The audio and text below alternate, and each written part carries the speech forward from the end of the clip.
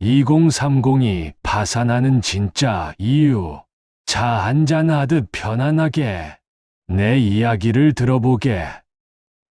오늘은 요즘 대한민국에서 가장 안타까운 이야기를 하나 해보려 하네.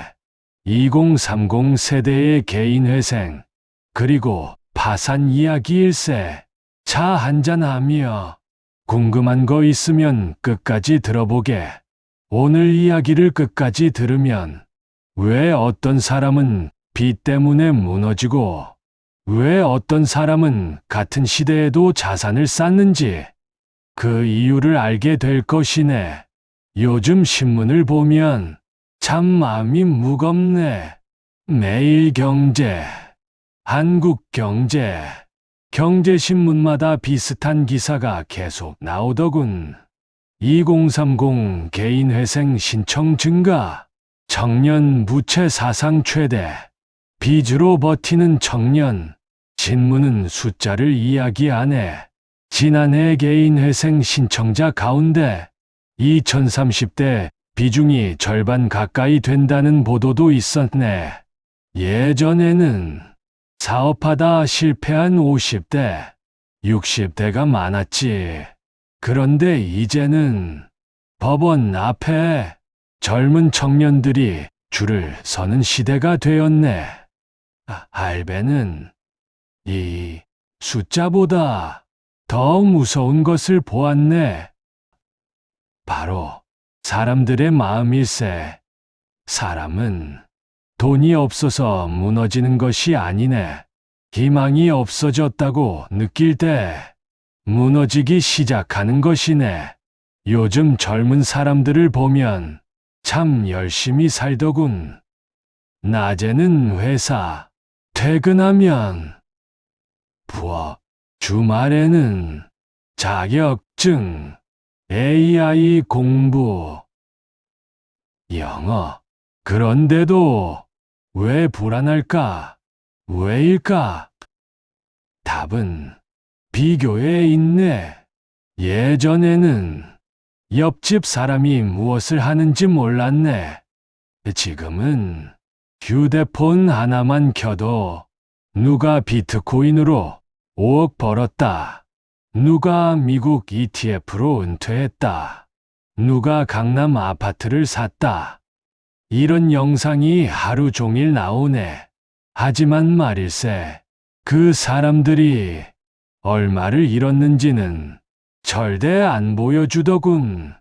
SNS는 성공만 편집해서 보여주네. 실패는 삭제하네. 그러니 세상 사람들이 모두 돈을 버는 것처럼 착각하는 것이네. 이걸 경제에서는 FOMO라고 하지. 나만 뒤처질 것 같은 두려움. 할배는 조금 다르게 말하겠네. 비교가 사람을 가난하게 만든다. 신문에서는 고금리 때문이라고 하네. 맞는 말일세. 경기도 어렵네. 취업도 쉽지 않네. 집값도 부담스럽네. 하지만 할배는 조금 다른 질문을 던지고 싶네. 왜 같은 시대인데 누군가는 자산을 모으고 누군가는 개인회생을 신청할까? 환경은 같네. 그런데 결과는 다르네. 답은 속도에 있네. 요즘 사람들은 10년 걸릴 일을 1년 안에 끝내려 하네. 돈도 그렇네. 월급으로 모으기에는 너무 늦었다고 생각하네. 그래서 빚을 내지, 마이너스 통장을 만들고, 신용대출을 받고, 카드론을 쓰고, 레버리지를 일으키네. 처음에는 조금만 벌자는 마음이었네. 그러다가 욕심이 생기지. 그리고 손실이 나기 시작하네. 그때부터 사람은 투자자가 아니라 도박꾼이 되어버리는 것이네. 본전을 찾겠다는 생각. 딱 그 순간부터 이성은 사라지고 감정만 남네. 할배도 강남에서 수십 년을 살았네. IMF도 받고 2008년 금융위기도 받고 부동산 폭락도 받고 코스피가 반토막 나는 것도 봤네. 비트코인 폭락도 여러 번 봤지. 그런데 말일세, 그 긴 세월 동안 끝까지 살아남은 사람들에게는 공통점이 하나 있었네. 절대 빚으로 승부하지 않았네. 부자는 한 방을 노리지 않더군. 시간을 자기 편으로 만들더군. 그게 진짜 차이였네. 신문에서는 개인회생이 늘었다고 이야기하네. 할배는 개인회생을 부끄럽다고 생각하지 않네. 정말 어려우면 법이 만든 제도를 이용해야 하네. 하지만 절대 착각하면 안 되네. 개인회생은 인생의 성공이 아니라 인생의 응급실일세. 응급실에 들어갔다고 축하받는 사람은 없네. 살기 위해 들어가는 것이지. 그러니 망하면 회생하면 되지. 이런 생각은 가장 위험한 생각일세. 오히려 회생까지 가지 않는 삶을 만드는 것이 진짜 투자이고 진짜 재테크일세. 그럼 할배가 묻겠네. 왜 어떤 사람은 같은 월급을 받아도 10년 뒤에 강남 아파트를 사고 누군가는 10년 동안 번 돈보다 빚이 더 많아질까? 운이 좋아서, 금수저라서, 물론 그런 사람도 있겠지. 하지만 할배가 강남에서 수십 년을 살아보니 진짜 오래가는 부자는 조금 달랐네. 돈을 버는 방법보다 돈을 잃지 않는 방법을 먼저 배우더군. 강남에서 오래 살아남은 사람들을 보면 의외로 화려하지 않네. 명품을 자랑하지도 않고 비싼 차를 바꾸지도 않네. 신문을 읽고 경제를 공부하고 자기 일을 묵묵히 하네. 그리고 남들이 흥분할 때 오히려 조용하더군. 부동산이 폭등하면 흥분하지 않고 비트코인이 급등하면 따라가지 않고 주식이 폭락하면 도망가지 않네. 왜 그런 줄 아나? 돈보다 사람의 심리를 먼저 보기 때문일세. 할배가 하나 물어보겠네. 투자는 언제 가장 위험한가? 폭락할 때? 아니네. 폭등할 때일세. 왜냐하면 폭등할 때는 사람들이 이성을 잃기 때문이네. 이번에는 다르다. 안 사면 바보다. 이번이 마지막 기회다. 역사를 돌이켜보게. 닷컴 버블도 그랬고, 부동산도 그랬고, 비트코인도 그랬네. 세상이 항상 하는 말이 있네. 이번에는 다르다. 그런데 말일세. 결국은 항상 비슷했네. 최근 신문에서는 미국 ETF 투자자가 꾸준히 늘고 있다고 하더군. 좋은 현상이네.